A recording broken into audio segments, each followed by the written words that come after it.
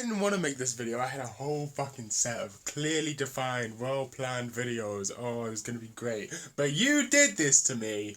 You fuckers and your fucking rating systems. You know, your 1 to 10, 4 out of 5 stars, 1 to 100 rating systems. This is what you've fucking done to me. This is what you've done to me, and it's all your fault. You've driven me insane. You've driven me insane. You've turned me into a radical. You've radicalized me. You have radicalized me, okay? Your fucking rating systems using calculus and shit. Do I appreciate it? Do I appreciate it from an autism level? I could not appreciate it more. I could not respect it more. It would be impossible for me to believe in the heart of the autism more than I already do. But am I going to respect your choice? No, in my fucking no. Never in my life will I do such a thing. Never in my life will I do such a thing. I'm a fucking anti-rating system radical now. I'm an anti-rating system radical. I will explain to you why. Rating systems. I've lost my fucking train of thought. I'm back. I got my train back. Rating systems. They're autism. 100%. The more complex your rating system is, the more autism you have. Fact.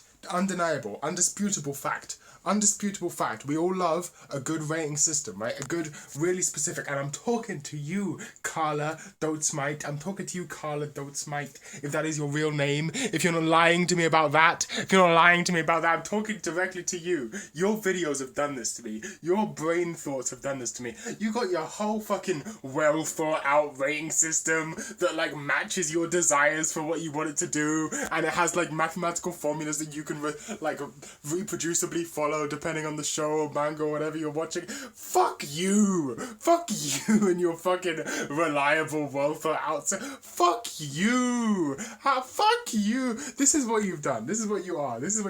You ever watch a little anime called Keep Your Hands Off Eizouken? You remember the fucking mecha club from that anime and how in the end they're forced to admit that mecha could not possibly exist in a real war. They're just not useful and they're just obsessed with this idea of like real robot genre of mecha, real war mecha, but they know that in their hearts they can never exist, but they can't admit that to themselves until fucking the cool guys come along. I'm the cool guys who is making you admit to yourself that rating systems should not exist. We must destroy them. We must destroy the rating systems.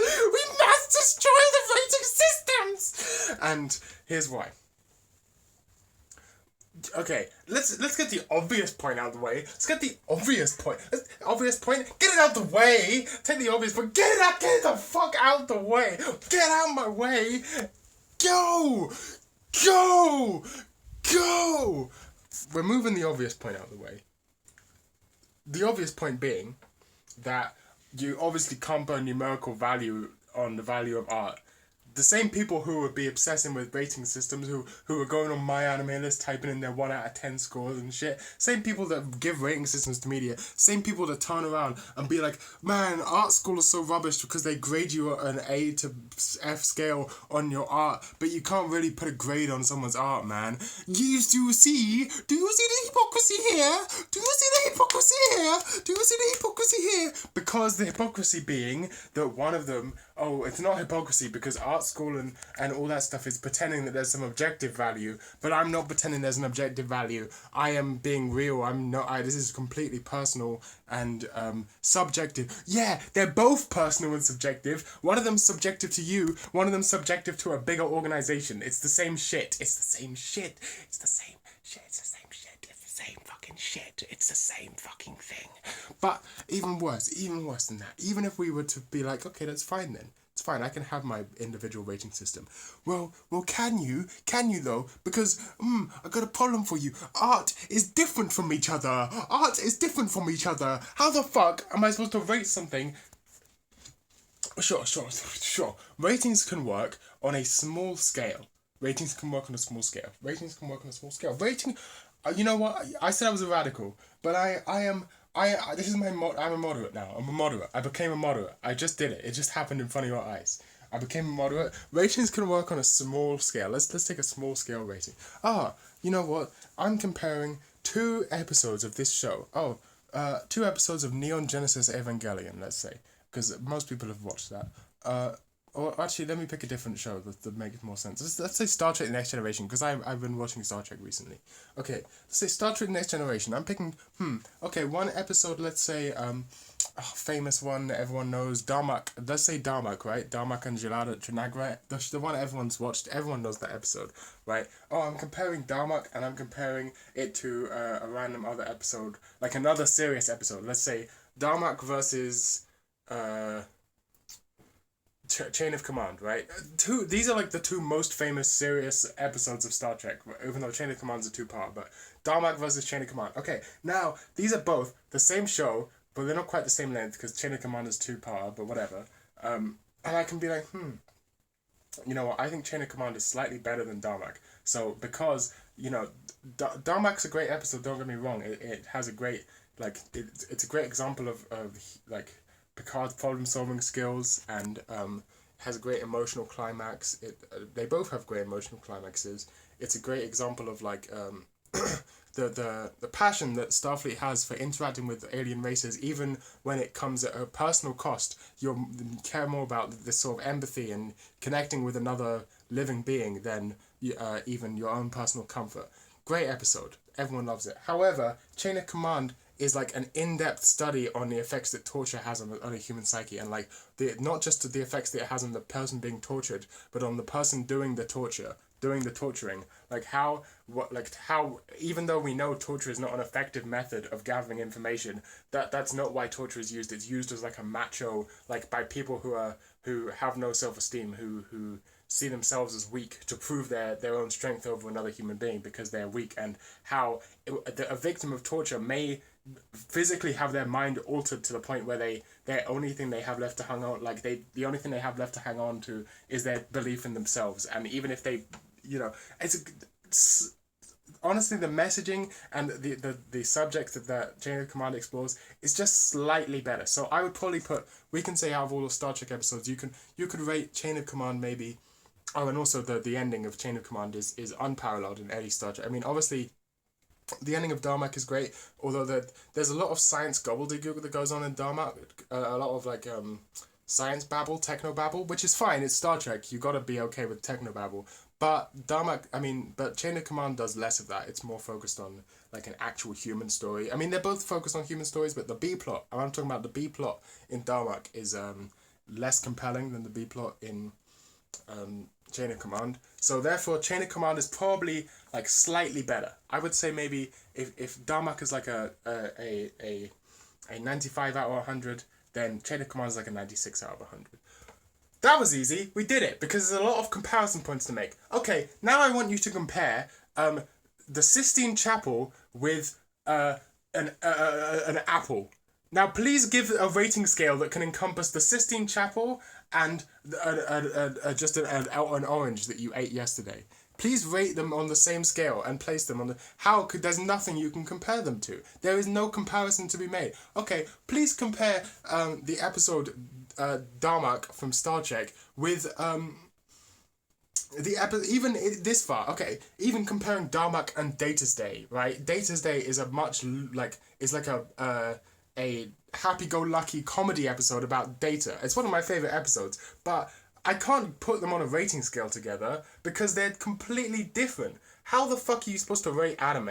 How am I supposed to rate anime? You're telling me that I have to put fucking like Hidamari Sketch on the same rating scale as, like, I don't know, fucking Utena. Like, how? How am I supposed to do that? Sure.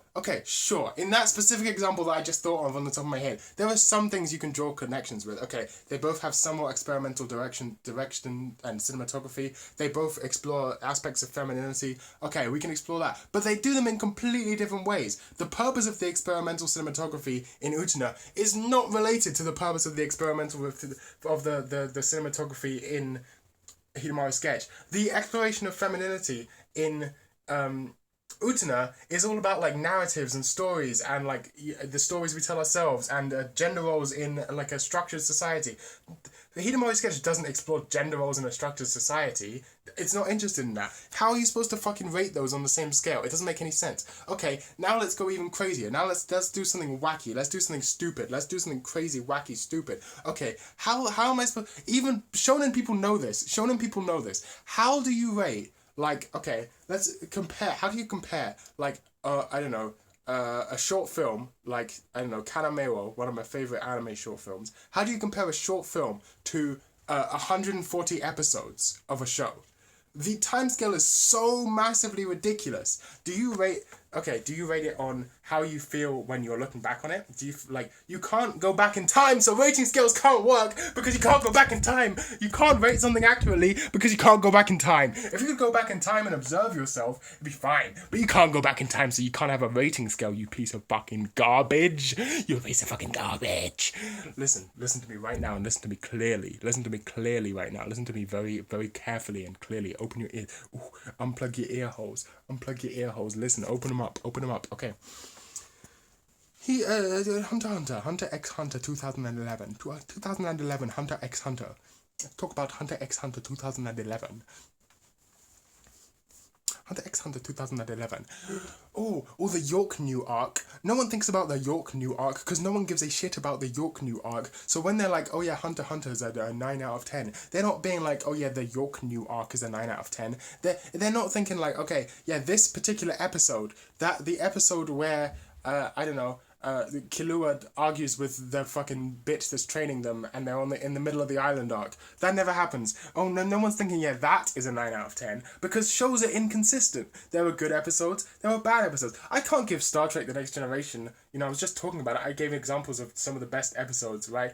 I can't give Star Trek as a whole a 9 out of 10 because there were good episodes and there were bad episodes. And there's like 8-9 seasons or whatever, I forgot. There's loads of fucking seasons, loads of episodes. I can't give the whole show a fucking rating. How is that even possible? Sure, there's the same characters, but I like on an episode to episode basis, I could rate them against each other. But I can't say, I guess, in the pantheon of all art ever created, Star Trek Next Generation is an 8 out of 10. It is the number 8. It is represented perfectly by the number 8. No! You can't... Oh, Star Trek is represented perfectly by the number 82 because there are this many good episodes that are rated this level and this many bad episodes that are rated this level. Okay, but what about narrative structure? What about if the bad part comes at the end of the narrative? What about a good show that has a bad ending? The bad ending can reframe how you think about the show previously. So, but that doesn't take away from your, like it doesn't go back in time and undo the fact that you were having fun watching it before the bad part,